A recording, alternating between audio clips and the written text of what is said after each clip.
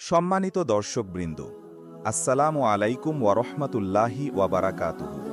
আজকে আমরা জানব একটি অনন্য ও হৃদয়স্পর্শী ইসলামিক ঘটনা, সেই সময়ের কথা যখন মানবতার মহান শিক্ষক রাসূলুল্লাহ সাল্লাল্লাহু আলাইহি ওয়াসাল্লামকে অমানবিক নির্যাতনের মুখোমুখি হতে হয়েছে এবং সেই দুঃখের সময়েই আল্লাহ সুবহানাহু ওয়া তাআলা তাকে দিয়েছেন এক আশার আলো, সূরা কাউসার।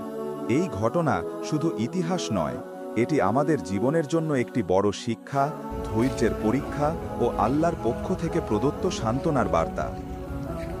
দৃশ্য ১। মক্কার কঠিন সময়। মক্কার কাফেররা তখন ইসলামের প্রচারে ব্যস্ত রাসূলুল্লাহ সাল্লাল্লাহু আলাইহি ওয়াসাল্লাম এবং তার সাহাবীদের ওপর সীমাহীন অত্যাচার চালাচ্ছিল।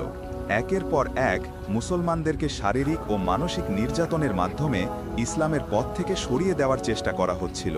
এই দুঃসহ সময়ে প্রিয় নবীজি সাল্লাল্লাহু আলাইহি ওয়াসাল্লাম হারালেন তার জীবনের দুইটি সবচেয়ে বড় সহায়, তার প্রিয় স্ত্রী মমতাময়ী হযরত খাদিজা রাদিয়াল্লাহু আনহা এবং তার রক্ষাপ্রদ চাচা আবু তালেব।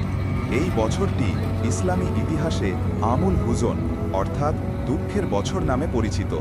এই দুই প্রিয়জনের মৃত্যু নবীজির ওপর মানসিকভাবে ভীষণভাবে আঘাত হানে। হযরত খাদিজা রাদিয়াল্লাহু আনহা ছিলেন তার জীবনের একমাত্র ভরসাস্থল, যিনি সবসময় তাকে সাহস ও সান্ত্বনা দিতেন। আর আবু তালেব কাফের হলেও নবীজির প্রতি ছিল অগাধ ভালোবাসা ও সুরক্ষা। তার মৃত্যুর পর কাফেরদের অত্যাচার আরও বহুগুণ বেড়ে যায়। দৃশ্য ২। তায়েফ সফর ও অবমাননা। এই চরম দুঃখ ও কষ্টের মধ্যে রাসূলুল্লাহ সাল্লাল্লাহু আলাইহি ওয়াসাল্লাম তায়েফ শহরে ইসলামের বার্তা নিয়ে গেলেন। উদ্দেশ্য ছিল হয়তো কেউ বুঝবে, কেউ আল্লাহর দিকে ফিরে আসবে। কিন্তু দুর্ভাগ্যবশত তায়েফের নেতা এবং জনগণ তাকে শুধু ফিরিয়ে দেয়নি, বরং তাকে অবমাননা করে, অপমান করে এবং তার পেছনে বাচ্চাদের লাগিয়ে দেয়। সেই নিষ্পাপ শিশুদের ছোড়া পাথরে নবীজির পা রক্তাক্ত হয়ে যায়, শরীর থেকে রক্ত ঝরতে থাকে। এমন অবস্থায় তিনি আশ্রয় নেন একটি বাগানে, যেখানে তিনি আল্লাহর কাছে কান্না ভেজা কণ্ঠে দোয়া করেন, হে আল্লাহ, আমি আমার দুর্বলতা, আমার শক্তির অভাব এবং মানুষের কাছে আমার তুচ্ছতার কথা তোমার কাছে প্রকাশ করছি। হে সবচেয়ে দয়ালু, তুমি দুর্বলদের পালনকর্তা। যদি তুমি আমার প্রতি রাগান্বিত না হও, তাহলে আমি কিছুই মনে করি না। এই দোয়াটি ছিল পৃথিবীর সবচেয়ে গভীর, আবেগময় ও বিনয়পূর্ণ দোয়া। দৃশ্য ৩। সূরা কাউসার, আল্লাহর সান্ত্বনার বার্তা। এই দুঃখ ও অন্ধকারে ভরা সময়েই আল্লাহ সুবহানাহু ওয়া তাআলা প্রিয় নবীজি সাল্লাল্লাহু আলাইহি ওয়াসাল্লামকে দান করলেন এক অতুলনীয় পুরস্কার, ইন্না আ'তাইনাকাল কাউসার, অর্থাৎ নিশ্চয় আমি আপনাকে কাউসার দান করেছি।